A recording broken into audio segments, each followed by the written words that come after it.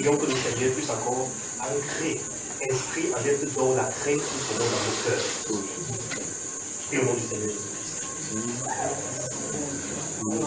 Jésus puissant Père éternel, nous te prions Seigneur Jésus-Christ. Demeurer en nos cœurs, afin que l'amour que de ta parole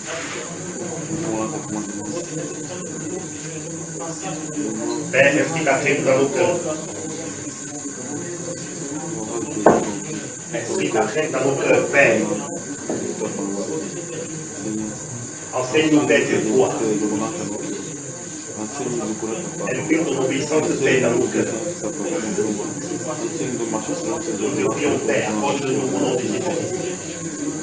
Inscris en être d'or, Père, la crainte de ton nom dans nos cœurs. Nous te prions, Père. Dans nos mémoires, afin que nous soyons prêts. Ah, prêts, c'est du temps. Au nom du Seigneur Jésus-Christ. Prions par la même occasion que le Seigneur puisse dépouiller nos cœurs. Qu'il puisse dépouiller nos cœurs de tout ce qui ne nous honore pas. Prions au nom du Seigneur. Seigneur, Père Saint, Père, nous prions, Seigneur. nous supplions à toi. Nous prions, Seigneur, pour le monde de Père, circoncis nos cœurs. Circoncis nos cœurs, Père, et enlève tout ce qui n'est pas de moi. Circoncis nos cœurs, Père, et arrache tout ce qui n'est pas de toi. Dans les actes conformes à ta parole, mon Dieu, mon corps, je vais te mettre en pratique. Circoncis nos cœurs, Père. De la maison. Circoncis nos cœurs, encore ce soir, Père. Enlève, Père, tous les excédents, Père, sur nos cœurs. Toute herbe que tu n'as pas plantée, Père. Toute semence qui n'est pas de toi, Père, je te prie d'enlever au nom de Jésus-Christ. De tous les excédents, Père. Tout ce qui charge nos cœurs, tout ce qui surcharge nos cœurs. Et tu nous invites à les déposer au pied de la croix, Seigneur. Tous les fardeaux sur les cœurs, Seigneur. Les ressentiments, Père, sur les cœurs. Les manques de pardon sur les cœurs. Oh, la colère sur les cœurs, Père, je te prie de les ôter. Mais enlève tout ce qui ne nous donne pas, Père. Tout ce qui ne nous donne pas, Père, d'avancer dans le droit chemin, Père. Je te prie de les ôter sur les cœurs. Enlève, Père. Tu veux un cœur bien disposé pour te servir, Père. Nous te prions, Seigneur, accorde-nous encore ce soir. Au nom de Jésus-Christ, son Fils, bien-aimé. Amen. Amen. Asseyons-nous avec ce cantique. Mon Dieu, plus près de toi, 245. 245. Mon Dieu, plus près de toi.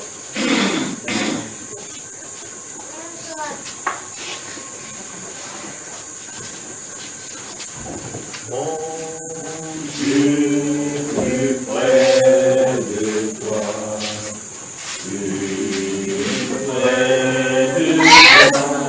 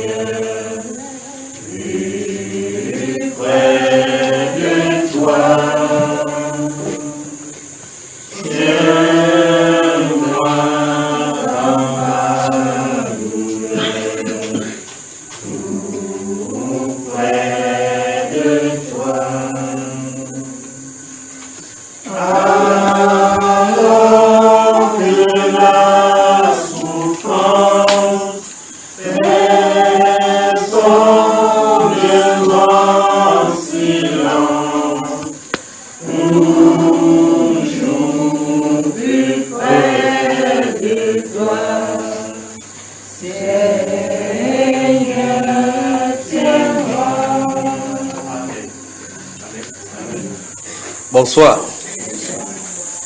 Que Dieu vous bénisse. Y a-t-il des questions? Mon cher. Je voulais poser une question pour le cas de Joseph. Lorsqu'on dit que le serviteur de Potiphar ne se souvient pas de lui, je voulais savoir si est-ce que le Seigneur vous parlait qu'il voulait obtenir la bénédiction par ses propres moyens. On a dit qu'il ne se souvient pas de lui, non? Et qu'il a oublié, c'est ce que ça veut dire. La phrase veut plutôt montrer que quand Dieu a prévu quelque chose, même si l'homme veut t'aider, ça n'arrivera pas. Ça va arriver autant que Dieu a prévu, n'est-ce pas? Si Dieu avait prévu, parce que dans ce livre de Genèse où Joseph était en prison, la Bible déclare qu'il prophétisa pour les deux, ceux qui l'ont trouvé en prison. Il a dit à l'un que tes songes que tu as vus sont une et même chose. Que dans 3 jours, on va te relever et tu vas servir le vin dans la coupe du roi. Le deuxième voyant que le songe était favorable sur l'autre côté,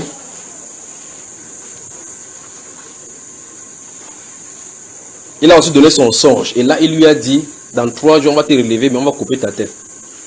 Mais il a dit à celui qui sera favorable auprès du roi que lorsque tu vas sortir, souviens-toi de moi.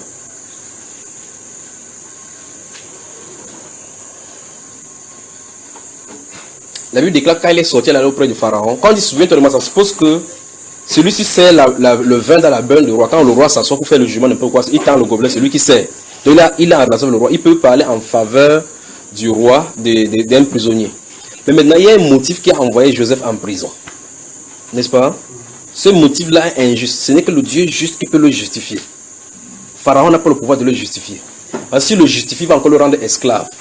Ou bien on va encore le rendre esclave plus. Il faut qu'on le justifie de telle sorte qu'il soit déclaré non coupable comme au premier abord. Alors là, la relation humaine va entrer en action en disant, quand tu seras devant le roi, souviens-toi de moi, parce qu'il t'est parlé favorablement.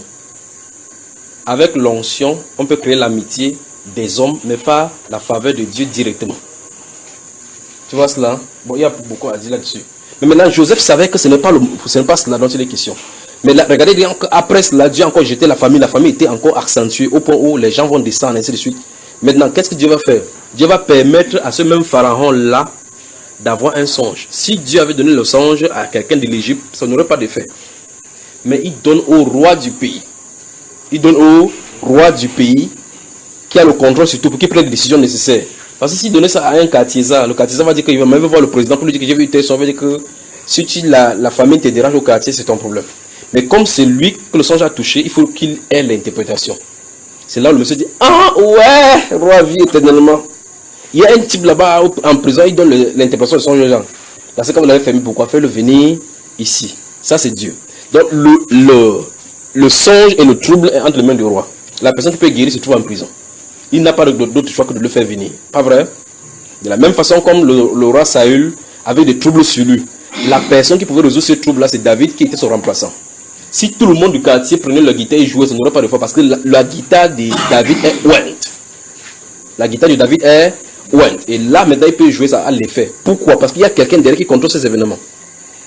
Si le Seigneur ne bâtit, celui qui bâtit, bâtit en vain. Si le Seigneur ne délivre, celui qui délivre, délivre en vain. Si le Dieu ne parle, qui pourra prophétiser? Vous voyez, n'est-ce pas? Des questions? Oui, mon cher. Oui, dans les 2, 3, 5. Oui. On peut dire que pour Moïse, il était fidèle dans toute l'amour de Dieu comme serviteur, oui. Mais par ailleurs, nous voyons qu'il a tapé au fil de fois. Oui. Est-ce qu'en lui faisant la photo ou bien il a fait comme ça? Pour quelle est la relation que tu mets sur ce de Hébreux chapitre 3 et le passage que tu viens de parler d'Amériba? Pourquoi tu dis, ici on dit qu'il était fidèle comme fils, comme serviteur sur sa maison. Et là tu parles dans le livre des Nombres pour dire, il a frappé le rocher 2 fois. Pourquoi tu mets une relation entre les deux? Parce qu'on a pensé qu'en faisant sortir le peuple d'Égypte, il était censé le conduire à Canaan. Quel est le verset qui te dit ça dans la Bible? Y a-t-il un verset qui dit que Moïse était censé le servir pour entrer à Canaan?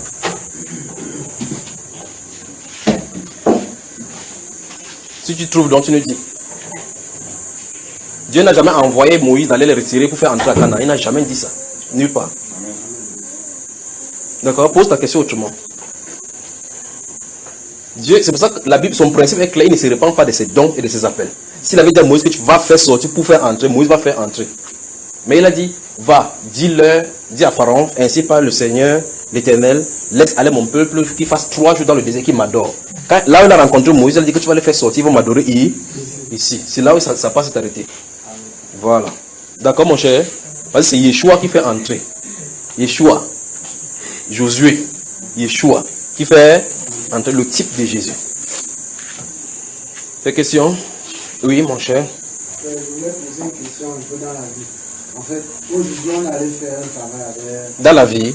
Je vais dire dans le séculier. Dans la vie courante? Oui. Ça a rien à voir avec la Bible? Oui. Ok, si ça a rien à voir avec la Bible, je réponds. Si ça a rien à voir avec la Bible, tu demandes les psychologues avec les sociologues. Ceux qui contrôlent la société. En relation avec la Bible, parce que quand on est arrivé dans l'établissement, on a fini de faire un travail. Oui. Maintenant, le monsieur qui devait payer la facture, en fait, c'est un établissement qui a une hiérarchie. Oui. Maintenant, on est allé dans le bureau du principal de l'établissement. Oui. Et là-bas, maintenant, le principal a commencé à avoir un certain langage. Il lui demandait que, bon, comme la facture c'est 60 000, quel est mon pourcentage dedans? Oui. Ce que je voulais savoir, c'est que, parce que quand j'ai essayé de réfléchir sur l'affaire, c'est que mon ami allait proposer un prix. Maintenant, est-ce que ce que je voulais poser comme question, c'est que, est-ce qu'un enfant de Dieu, par exemple, dans ces circonstances-là, si, par exemple, moi, parce que j'ai réfléchi que moi, si je me retrouve dans cette circonstance, que faut-il faire dans cette circonstance? Ton ami était présent, toi tu étais présent. Oui. Qu'est-ce que tu as dit de là présentement, à ce moment-là? Bon, ça ne me concernait pas parce que c'est lui qui, moi, il m'a appelé pour venir faire mon travail. Et si c'est tourné vers toi, il disait que qu'est-ce qu'on fait dans ces circonstances, vous, en tant qu'enfant de Dieu, qu'est-ce que tu lui dirais? Bon, ce que j'ai réfléchi, c'est que lui n'était pas en tort. Parce Qui que ça? mon ami, parce qu'il a donné le prix. Oui. Maintenant, le principal n'a pas surfacturé. Oui. Donc, parce que lui, il s'est plaint auprès de moi après que, mais comment est-ce que lui, il veut être inclus dans l'affaire, or qu'il ne m'a pas demandé, il n'a pas surfacturé. Oui. Donc, Si surfacturé, c'est normal. non. S'il ne surfacture pas, il demande son intérêt. Il demande l'intérêt sur quoi? Il demande l'intérêt sur l'argent que... Il a deux façons. Soit il donne ou il ne donne pas. Ici, il ne donne pas, le proviseur lui fait les problèmes sur son argent et c'est les éventuels marchés qui arrivent. Donc, c'est les deux opportunités qu'il a maintenant là. Mais la question maintenant, c'est qu'en tant qu'enfant de Dieu, est-ce qu'il doit faire ça? Qu'est-ce que tu réponds? J'ai dit que lui, il peut faire. Il peut faire la surfacturation. Non, il ne peut pas faire la surfacturation. Il doit faire quoi? Ce que je veux dire, c'est que, comme il n'y a pas de surfacturation, Oui. donc, Le proviseur lui demande que tu me donnes combien dans ton argent? Oui. Qu'est-ce qu'il doit faire en tant qu'enfant de Dieu? bon, moi, selon moi, il peut lui donner quelque chose. S'il donne quelque chose, est-ce qu'il a tort? Non. S'il ne donne pas, est-ce qu'il a tort? Autre question, frère?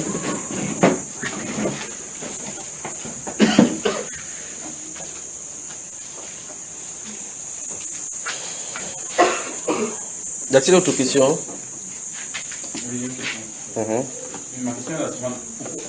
Pourquoi le Seigneur Jésus a fait plusieurs miracles, mais de manière différente? On n'a pas fait d'une même manière tous les... Ta taille, c'est quoi, frère? 1m80. Moi, j'ai combien? Je ne sais pas, c'est vous quand tu votre taille. Tu sais que tu portes, tu vas le faire, non? Oui. Juste tu viens sur le miroir, tu fais comme ça, n'est-ce pas? Je sais. Est-ce que moi, j'ai fait ça? Non. Comment je sais?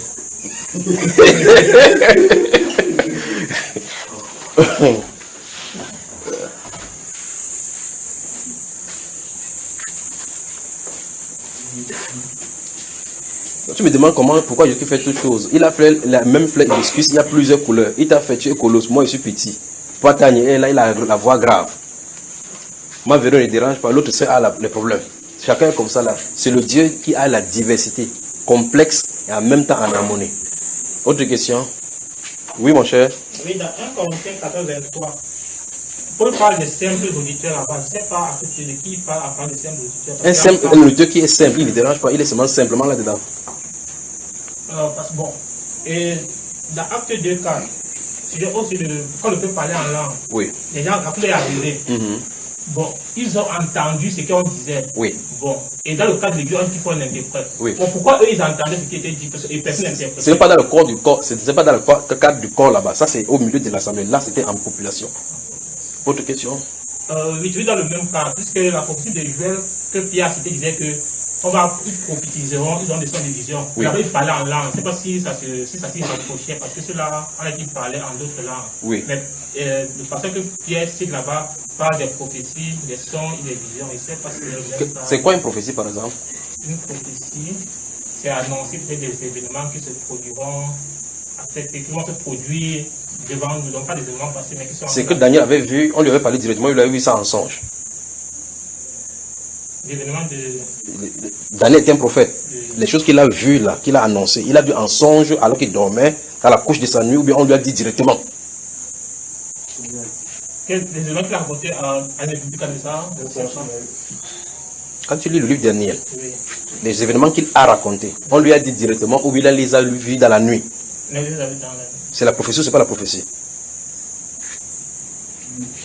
Hein, frère, je te pose la question. C'est la prophétie ou c'est pas la prophétie?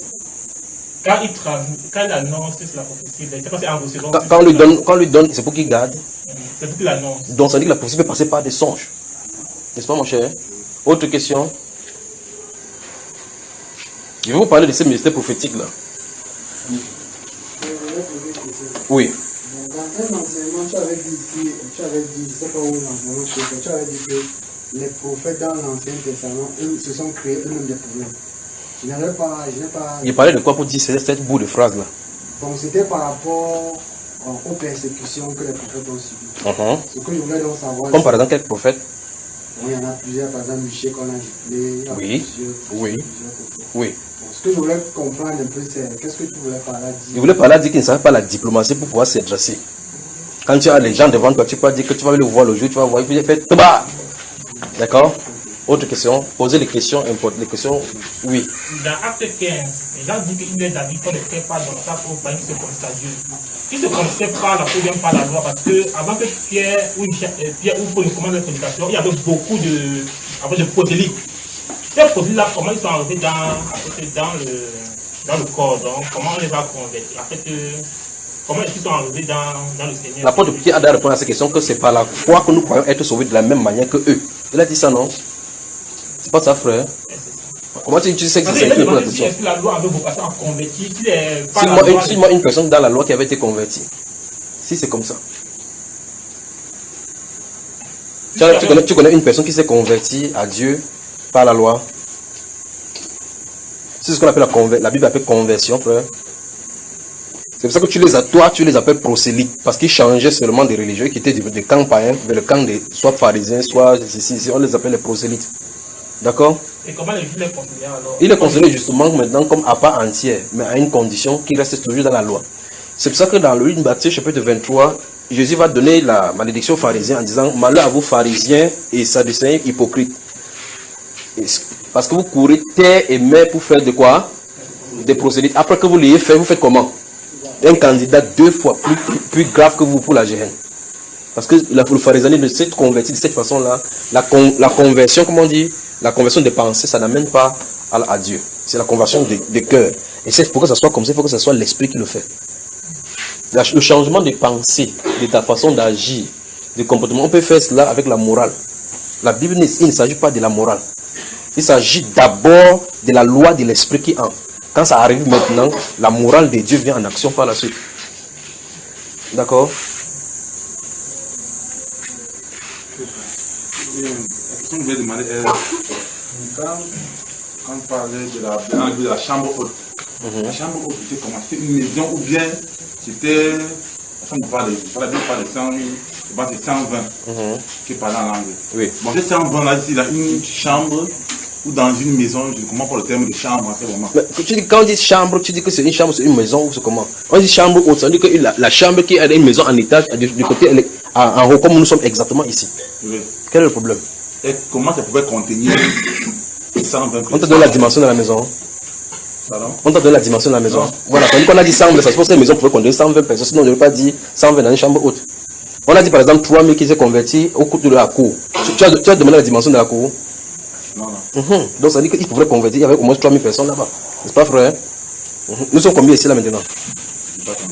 Tu n'as pas compté. Maintenant, si ça vient aussi ici, dans la prochaine Bible qu'on va écrire, si on dit qu'ils étaient 80, tu dis que 80 c'est dans quel genre de maison? 80, pas vrai? Des questions, pose la question. Je voulais poser une question. Dans l'Ancien Testament, on dit, lorsque Moïse, Épuisez votre question avant qu'il y en avance, d'accord? lorsque Moïse donne la loi, il dit, celui, en fait, qu'on vivra en mettant en pratique la loi. Oui. Ce que je voulais savoir, c'est que quand on prend par exemple le prophète Jacob, Oui. il dit que son âme va aller dans le séjour des morts. Oui. Ce que je voulais savoir, on prend aussi par exemple le cas de David. Il dit que tu n'abandonneras pas mon âme dans le séjour des morts. Oui. Ça veut dire que son âme va aller dans le séjour des morts. Ce que je voulais donc comprendre, c'est dans l'ancienne alliance, comment est-ce qu'on faisait pour être. Quel est le principe que Dieu utilisait pour justifier les hommes? Parce que lui, il va dans le séjour. Il ne justifiait pas le sang. Le principe n'a pas changé. La même chose qui se trouve dans le Nouveau Testament, c'est le même principe qui était dans l'Ancien Testament depuis même avant la loi. Dieu justifiait. Il y a bon le choix souverain de Dieu. Dieu présente ça depuis la Genèse. Le choix souverain de Dieu. C'est-à-dire que c'est lui qui fait l'acte, la grâce, la justification et puis l'ordonnance par le Seigneur. C'est le principe depuis la Genèse. Quand Adam et Ève ont péché, est-ce qu'ils se sont approchés de Dieu? Non. Ils ont fait qui est venu? C'est Dieu. Voilà. Quand il vient, c'est l'œuvre de la grâce là-bas. C'est lui qui vient parce que tu ne mérites pas. Il est venu, il les a condamnés. Qui a tué? Pardon? Il a condamné Adam et Ève. Il les a condamnés. Toi, tu as dit oui. Il y a un verset qui dit qu'il les a condamnés. Bon, je vais dire les a maudits. Il a maudit quelqu'un. Je vais dire quand on prend par exemple Ève. Non, Ève, attends. tu enfanteras avec douleur. Non, attends. Il les a C'est de maudits. ça dont je parlais. C'est de ça dont je parlais. Est-ce que Dieu les a rejetés? Non. Même si tu tapes comme ça, comme pas tailler, ça fait pas mal, non? Si tu tapes comme ça là, parce que tu as fait que le mal là, c'est la correction. Mais le mal là est ôté. Même là, regardons. Il a fait tuer un animal qui n'avait rien fait de mauvais dans le jardin. Un animal innocent, pour montrer que c'est quelqu'un d'innocent qui peut couvrir la culpabilité. Ça, c'est la Genèse, ça. Le premier principe de la façon du salut est établi. Tu vois, l'animal n'a rien fait. Dieu utilise un animal, la peau de l'animal pour le couvrir. Ça suppose que la chair de l'animal, c'est à part le vol de sa chair qu'on peut avoir la réconciliation. Vous me suivez là-bas? Vous suivez là? Ok. Maintenant, ça veut dire que dans cet acte-là, Dieu montre clairement que le salut doit venir par la justification au travers du sang d'un juste. Il y a quelqu'un qui est innocent, qui n'a pas participé, qui n'a pas été dans le péché. Est-ce que l'homme a quelque chose à voir dans le jardin? L'homme a traversé son salut là-bas au jardin. Il dit, l'homme a-t-il quelque chose à voir sur son salut au jardin? C'est ainsi donc sur tout, depuis jusqu'à la Bible, jusqu'à la fin. Le problème du salut ne dépend pas de l'homme. Maintenant, quand tu es sauvé, maintenant il te dit maintenant, ok, va maintenant à faire telle ou telle chose. Quand tu es d'abord sauvé, tu te rends compte que j'étais nul. Ah, quand tu es sauvé, maintenant il te dit maintenant, ok, pratique maintenant pour ne pas retomber. Tu vois cela, n'est-ce pas, frère? Donc, quand l'œuvre de la justification dans la loi, c'est la même chose. Quand Jacob dit dans ce livre-là, quand on est venu dire que son enfant est mort, parce que c'est là où tu as cité cela, où il dit que je vais descendre dans le séjour des morts. Tu voulais qu'il descende ou qu'il parte où? Le Saint-Bernard était en bas. Non, je vais dire que, parce que mon problème se situe au niveau, puisque quand on lit la Bible, on voit que le séjour des morts, c'est un lieu de tourment. Non, c'est pas comme ça. Il faut bien lire la Bible. Et il faut écouter les enseignements. Jésus, lui, il est allé au séjour des morts, non? Oui. Il allait faire quoi là-bas? Il allait chercher les gens qui étaient. Qui? Les captifs. Les captifs qui étaient là. Qui étaient captivés par quoi? Par quoi, frère? Comment ça, tu ne sais pas? Pas la mort, c'est la mort. Hébreux chapitre 2 le dit. Que puisque le Fils ont part au sang, il y a eu même participé afin de délivrer, arracher de la main de la personne qui tenait la puissance de la mort, le diable, et qui tous les jetait gardés dans la peur. C'est la mort qui est l'ennemi des hommes. Chacun, tu vu là, chacun dit, oh, quand la mort va venir, il peut donner l'argent. Il faut voir un riche, on met l'arme, chacun il dit, il te donne 4 milliards. Parce qu'il faut que on le laisse respirer. C'est pas ça, frère? Quand il y a n'importe quoi, mais c'est n'importe quoi, oh, l'enfant tombe là. Quand l'enfant tombe, tu dis que laisse l'enfant tomber, même s'il agonise, frère, tu ne peux pas savoir. Par exemple, tu peux dire que non. Même s'il faut aller chez le marabout le relève d'abord, on dit pardon à Jésus, on l'amène. C'est pas comme ça. Donc, si tu dis, vous suivez 1 Samuel, je crois qu'on en a parlé dans plusieurs enseignements ici, où on parlait du séjour des morts, le séjour des morts, l'âme. Il faut suivre cet enseignement-là, fausse visite en enfer, le séjour des morts, où j'en avais parlé. Il y a plusieurs choses à arranger dans les doctrines, plusieurs choses à arranger dans les doctrines que nous avons aujourd'hui. Première chose, il faut comprendre bien la nature de l'âme. Cette partie de la personne qu'on appelle âme. Dans la Bible, cela a plusieurs terminologies. À un moment donné, l'âme est appelée cette personne-ci, l'être entièrement. À un moment donné, l'âme est appelée son souffle. À un moment donné, l'âme est appelée son sang. À un moment donné, l'âme est appelée son cœur. À un moment donné, l'âme est appelée son esprit. Il faut faire attention. Mais quand il s'agit de l'âme, qui est la partie qui est différente du corps, et puis de l'esprit. Quand il s'agit de cela, c'est de ça dont on parle. Lorsqu'il dit que tu ne permettras pas que ton bien-aimé voie la corruption, c'est somme. Tu comprends cela? Or, David ne parle pas de lui-même, il parle du Seigneur Jésus. Parce que l'apôtre Pierre va citer cela devant les Juifs en disant que, qu'il me soit permis de vous dire que, rappelez que le patriarche David, après avoir servi au dessein de Dieu, est mort et son sépulcre est enterré parmi nous. Or, comme il savait que Dieu lui avait fait le serment avec certitude qu'il ne laisserait pas son trône vide, c'est de la résurrection du Seigneur Jésus qu'il a parlé en disant que tu ne laisseras pas le glaive de ton serviteur au séjour des morts. D'accord? Donc, il ne verra pas la corruption. Parce que l'âme va au séjour des morts, mais le corps doit avoir la corruption. Remarquez très bien cette phrase-là. Parce que le corps, s'il doit avoir la corruption, ça veut dire que la pourriture doit prendre la position de ce corps. Au-delà des 3 jours, la pourriture prend le corps. Parce que pour Lazare, il avait fait 4 jours. C'est pour ça qu'il s'arrêtait déjà. Vous comprenez cela? Donc, la corruption avait atteint Lazare. Pour Jésus, la corruption n'avait pas atteint pour détériorer son corps. Donc, son nez n'était pas tombé, ses yeux n'étaient pas percés. D'accord, frère? Voilà, donc son corps n'avait pas connu la corruption. Dans l'intervalle de 3 jours, le corps ne connaît pas la corruption. En-delà de 3 jours, le corps connaît la corruption. Et Dieu avait prévu que la limite, c'est qu'avant que la corruption ne commence, dans la pourriture du corps. Vous comprenez? Bon, maintenant, il dit, son âme ne doit pas demeurer dans le séjour des morts. Son âme ne doit pas demeurer dans le séjour des morts. Or, quand vous prenez les témoins de Jéhovah, ils disent, si le séjour des morts, parce qu'ils confondent cela avec, on va y revenir, on en a parlé déjà ici, ils confondent exactement cette terminologie, la Géhenne, avec l'enfer. Le mot qu'on a traduit dans certaines Bibles par enfer, ou quand vous dites, quand quelqu'un va mourir, va aller en enfer, c'est le séjour des morts. Vous voyez ça, n'est-ce pas? Donc, que tu le veuilles ou pas, quand les gens mouraient, ils partaient en enfer, que ce soit le bon, que ce soit le mauvais. Mais le problème, c'est que l'enfer était divisé en 2. Quand vous allez lire le livre de 1 Samuel, où les Philistins avaient fait campagne pour battre Israël, Saül a cherché les gens pour le prophète de Haut-de-la-Mer, il n'a pas eu de résultats. Il allait chez la princesse d'Andorre, la sorcière d'Andorre. Il a dit, fais monter celui que je devais te dire. Il a dit, qu'est-ce que tu veux? Il a donné. Il a monté. Quand il a vu, il dit, je vois comme un Dieu qui monte la terre. Il dit, quel est son habillement? Il dit, je vois un vieillard qui monte la terre avec le manteau. Il comprit que c'était Samuel. Il s'est prosterné. Voilà, n'est-ce pas? Là, Samuel lui dit dans cette vision, pourquoi m'as-tu troublé? S'il est temps de souffrir là-bas, quand tu le fais sortir un peu pour le feu, tu laisses seulement troubler ou tu laisses seulement faire aussi du bien. Hein? Voilà. Or, maintenant, dans Luc chapitre 16, le riche qui était là-bas avec Lazare, dans cette histoire que le Seigneur a racontée du riche, la Bible déclare qu'étant en proie au tourment, dans le séjour de mort, étant en proie au tourment, il priait seulement qu'on lui mette seulement le doigt de l'eau. Or, si celui-ci, on lui dit, sors un peu pour qu'on cause un peu, il dit que, gars, continue la conversation ici, pour qu'il ne rentre pas là-bas. Pas vrai? Mais lui, Samuel là-bas, le prophète Samuel dit à Saül, que pourquoi m'as-tu troublé? Donc, il était dans le repos. Tu comprends cela? Alors maintenant, ça veut dire, il y avait 2 murs. Un mur qui séparait, enfin, il y avait 2 lieux. Un endroit, comme le prophète Job voudrait y aller. Parce qu'il veut, oh, c'est la souffrance comme ça, mieux je vais au séjour de moi. Parce qu'en fait, il savait que c'était le lieu de repos. Les derniers Jéhovah ne comprenant pas cela, ils disent que non, si c'était un lieu de tourment, Job n'aurait pas souhaité y aller. Il savait qu'ils étaient justes, que Dieu leur a promis la justification. C'est pour ça que Hébreu nous dit qu'il ne voulait pas arriver à la perfection avant nous. C'est que tout le cortège entre. D'accord? Maintenant, donc quand les séjours de mort, maintenant, il fallait que les séjours de mort, quelque chose, soit nettoyé pour que les chérubins qui empêchent d'entrer puissent être ôtés. Pour que la réconciliation ait lieu. On avait mis les chérubins là pour bloquer la porte. Maintenant, à la croix qu'elle a expliqué, il a dit à quelqu'un là-bas qu'aujourd'hui tu seras avec moi au paradis. Donc celui-ci ne passe pas en bas, il va directement en haut. Vous voyez ça, frère? Parce qu'il n'est pas inauguré. Il a inauguré pour nous une rue nouvelle, pas au travail du voile de sa chair. D'accord? D'accord, frère? Ok, donc maintenant, heureux dès à présent les morts qui meurent dans le Seigneur parce que leurs œuvres les suivent. Quand on meurt maintenant, on est heureux plutôt. D'accord? Ça veut dire qu'on est allé. Maintenant, on dit au sein d'Abraham. Étant dans le sein d'Abraham, il était plus dans, on voit effectivement qu'il était en haut. Parce que c'est le modèle de là où on réunit le peuple de foi. Le père de la foi, c'est qui? Voilà, c'est là-bas que ça se trouve. Tous ceux qui ont foi en Jésus-Christ sont réunis dans ces lieux-là appelés lieu de repos. D'accord, mes chers frères? Et ça ne se trouve pas en bas. Donc, avant, le séjour des morts, c'est divisé en 2 catégories. Vous lisez la Bible de la bonne façon, c'est comme ça que vous trouverez. Et la partie du corps qui y va, c'est l'âme.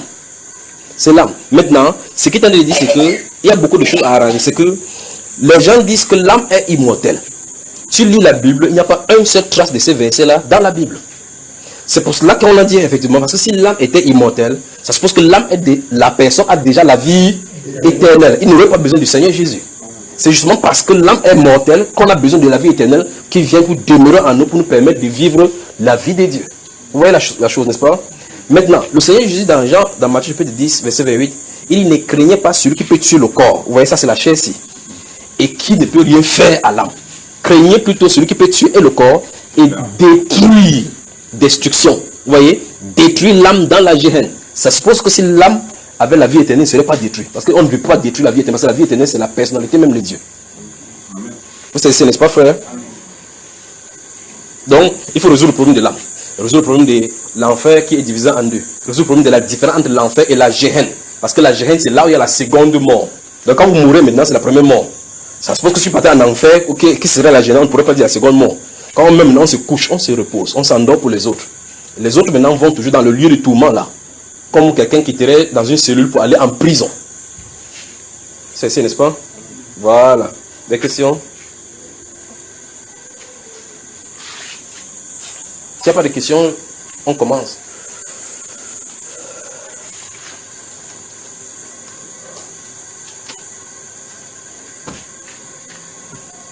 S'il n'y a pas de questions, on commence.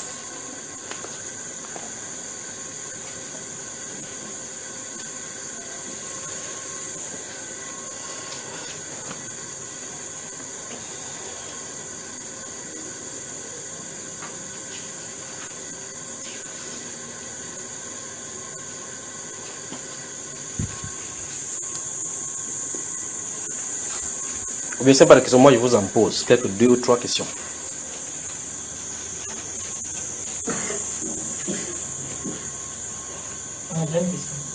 Ça sort d'où là maintenant, frère? Là, je fichais, mais je vois la pertinence, mais je ne sais pas. Le livre de Joseph. Joseph, dans Matthieu 1,19. Dans le livre de Joseph. Non, c'est au sujet de Joseph. Okay. Dans le livre de Matthieu, au chapitre 1, verset 19. Oui. On dit que Joseph était un homme de bien. Oui. Quand on dit que Joseph était un homme de bien, oui, qu'est-ce que la Bible entend par un homme de bien? Et puis le fait qu'il ait gardé le silence sur la beauté de Marie, est-ce que ça enlève quelque chose ou bien ça augmente quelque chose sur le bien, sur l'homme de bien qu'il était?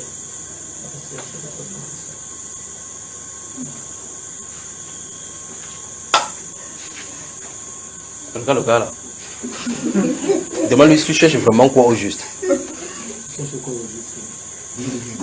Comment tu finis de poser la question? Toi-même tu ris encore. Des questions, frère? Ouais, ceux qui meurent actuellement. Oui. Ceux qui meurent actuellement. Vous voyez, ce type de question, c'est le type de question que frère Judas sera où? En enfer ou au paradis? Parce que je sais quelqu'un, je connais quelqu'un qui a dit qu'il a vu Judas au paradis. Il est au paradis maintenant, ça t'aide. Ça t'aide. Il a en enfer, ça t'aide. Il dit que Joseph était un homme de bien. C'est quoi un homme de bien? Il sait effectivement ce que c'est qu'un homme de bien. Il veut me chercher la définition. Il dit que si, comme il a gardé le silence devant Marie là-bas, ça augmente quelque chose sur son bien, oui, ça enlève quelque chose. S'il avait vu quelque chose. Oui, pose ta question ici. Ceux qui meurent actuellement, oui. Comme Jésus Christ a dit à celui qui était à le bandit qui était à côté de lui, là, que ce soit nous qui serons au paradis avec moi. Oui. Donc, à l'instant qu'on meurt maintenant, on part directement au paradis. Ça te choque pas, vrai? Tu veux pas y aller? Parce que je ne comprends pas. Parce que le mot paradis. Oui. Paradis, ça veut dire quoi? Parce que paradis, ça veut dire quoi le mot paradis? C'est le lieu où Dieu demeure.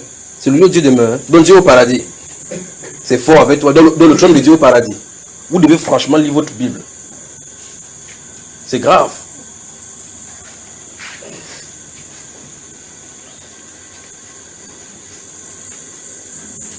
Bon, quand le Seigneur, entre le Seigneur Jésus et cet homme-là qui est mort avant, lui il est mort quand? Et Jésus a dit qu'il se reproduira à quel jour? Hein? Son âme a fait combien de jours à ce jour de mort? Vous devez lire votre Bible. J'arrive seulement avec vous. Vous devez lire vraiment votre Bible. Des questions? S'il n'y a pas de questions, je vous la Bible. On parle. Oui, mon frère Constant.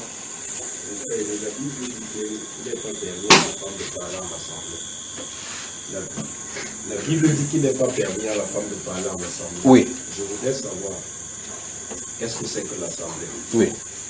Y a-t-il des cas où la femme peut s'exprimer en assemblée si la Bible a dit qu'il ne permet pas à la femme de Oui. parler en assemblée? Bonne question. Ou 1 Corinthiens chapitre 14.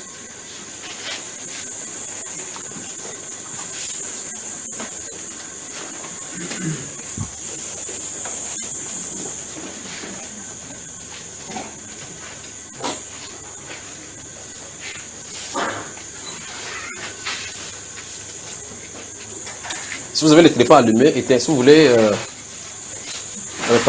en réseau, mettez là-bas. 1 Corinthiens chapitre 14, verset 26.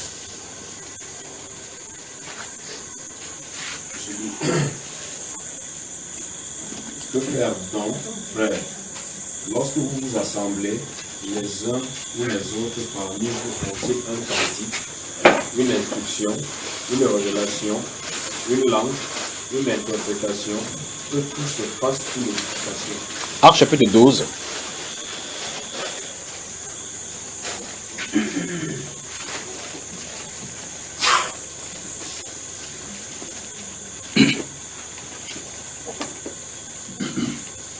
Actes chapitre 12, ça y est, hein? Verset 5, à partir du verset 5 ici. Pierre donc était gardé dans la prison, et l'Église ne cessait d'adresser pour lui des prières à Dieu. La nuit qui précéda le jour où Hérode allait le faire comparaître, Pierre, lié de 2 chaînes, dormait entre 2 soldats. Et les sentinelles devant la porte gardaient la prison. Et voici, l'ange du Seigneur survint et une lumière brilla dans la prison. L'ange réveilla Pierre en le frappant au côté et en disant, lève-toi promptement. Les chaînes tombèrent de ses mains. Et l'ange lui dit, mets ta ceinture et tes sandales. Et il fit ainsi. L'ange lui dit encore, enveloppe-toi de ton manteau et suis-moi. Pierre sortit et le suivit, ne sachant pas ce qui se faisait par l'ange, ne sachant pas que ce qui se faisait par l'ange était réel et s'imaginait avoir une vision. Lorsqu'ils eurent passé la première garde, puis la seconde, ils arrivèrent à la porte de fer qui mène à la ville et qui s'ouvrit d'elle-même devant eux. Ils sortirent et s'avancèrent dans une rue. Aussitôt, l'ange quitta Pierre. Revenu à lui-même, Pierre dit, « Je vois maintenant d'une manière certaine que le Seigneur a envoyé son ange et qu'il m'a délivré de la main d'Hérode et de tout ce que le peuple juif attendait. » Après avoir réfléchi, il se dirigea vers la maison de Marie, mère de Jean, surnommée Marc, où beaucoup de personnes étaient réunies et priaient. Il frappa à la porte du vestibule et une servante nommée Rhode s'approcha pour écouter. Elle reconnut la voix de Pierre et dans sa joie, au lieu d'ouvrir, elle courut annoncer que Pierre était devant la porte. Ils lui dirent, « Tu es folle. » Mais elle affirma que la chose était ainsi. Et ils dirent, « C'est son ange. » Cependant, Pierre continuait à frapper. Ils ouvrirent et ils furent étonnés de le voir. Pierre, leur ayant de la main fait signe de se taire, leur raconta comment le Seigneur l'avait tiré de la prison, et il dit, « Annoncez-le à Jacques et aux frères. » Puis il sortit. C'est bon. Les deux situations qu'on a lues, maintenant tu as compris. Tu as vu quelque chose. Maintenant, je vais te poser la question autrement. Pourquoi tu poses la question? Je pose la question parce que quand j'ai lu, voici mon entendement. Ça allait dans le sens de l'enseignement. Mais je peux dire que c'était un peu subtil pour moi parce que lorsque je lis, la femme ne parlerait pas. Vous entendez là-bas? Frères et sœurs, c'est que je suis grippé. Il ne veut pas qu'on sache dans sa voix qu'elle est grippée. Donc je dis ceci, moi quand j'ai lu ça, dans 1 Corinthiens 14, oui. A priori, moi je pensais à l'enseignement. Oui. La femme n'a pas le droit de prendre la parole. Si elle veut s'interroger sur quoi, elle rentre à la maison, oui. Elle s'interroge auprès de son mari. Oui. Bon. Mais là, c'était pas trop certain normalement. Bon, lorsque j'essaye de lire les deux cas ici, c'est pas un cas d'enseignement. Non, j'ai dit, hein, oui. C'est moi qui ai donné les cas, 2 cas que j'ai donnés là. J'ai lu, j'ai fait un stop. J'ai dit maintenant, dis-moi pourquoi tu poses la question. Ne regarde pas ce que j'ai dit. Quand tu posais la question, quelle est l'intention derrière la question? Et puis je vais te dire, j'ai dit 2. Non, c'est pas une question d'intention. Non, je vais te dire ceci, parce que si je réponds, ça peut ne pas répondre à ton intention. Okay. Parce bon, que là, je réponds directement. Oui. Parce que le plus souvent, lorsque nous faisons des enseignements, oui. Au milieu de nous, oui. Il y a des sœurs qui peuvent vous poser des questions. Cite-moi un cas. Par exemple, la dernière fois. Ici. Non, à la maison. Elles ne sont pas au milieu de nous. Oui, je sais, il dit qu'elles ne sont pas au milieu de nous. C'est pour ça qu'il dit une pause d'abord. Au milieu de l'assemblée, aucune femme... Permets, tu as dit que je permets. Oui, oui. La dernière fois, lorsque on était... Parce que c'est pour ça que j'ai posé une question sur du DSF. Oui. Qu'est-ce que c'est que l'assemblée? Parce que... Cette autre question, il répondrait pas parce que je sais que c'est quoi? C'est quand il y a l'assemblée. Oui, justement, c'est où je pose cette question. Aujourd'hui, avec le média. Le média. Oui. Il y a ce qu'on appelle la vidéoconférence. Oui. Et lorsque nous sommes en assemblée conférentielle, oui. C'est-à-dire les gens sont aux États-Unis. Assemblée conférentielle, oui. Oui.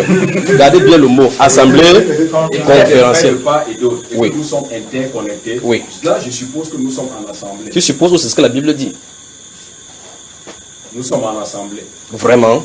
Parce que la Bible dit ceci, là où il y a 2 ou 3 qui parlent en mon nom, oui. Je suis présent. Oui. Mais là, je te prends un exemple simple. Lorsque,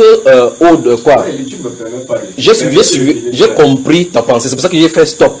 Parce qu'il répondait, personne ne saurait pas ici pourquoi tu poses la question. Parce que la question tu avais posée une fois. J'ai mis un pause pour regarder, parce que pour suivre là où tu allais. Et tu as reposé, c'est pour ça que je voulais que tu reviennes là-dessus pour que tu puisses parler. On est d'accord, n'est-ce pas, frère? Oui. Voilà, maintenant, je comprends maintenant la question. Maintenant, je pose la question. Quand l'apôtre Paul écrit dans le livre de Romains, chapitre 16, versets 1 et 2, il dit, je vous envoie Phoebe. Il l'a écrit à qui? À l'église. Il dit que tout ce dont on aura besoin, lui venez en aide. Elle va faire comment pour demander l'aide à l'église? Allons-y. Allons-y, frère. Non, après avoir répondu, tout simplement. Elle doit s'adresser à l'église. Comment? Elle peut venir vers moi, elle peut aller vers quelqu'un d'autre. Parce que tu n'es pas l'église, frère. Tu es un membre. Et lui, il écrivait à l'église. Comment on fait ça? Je vais vous faire creuser la parole.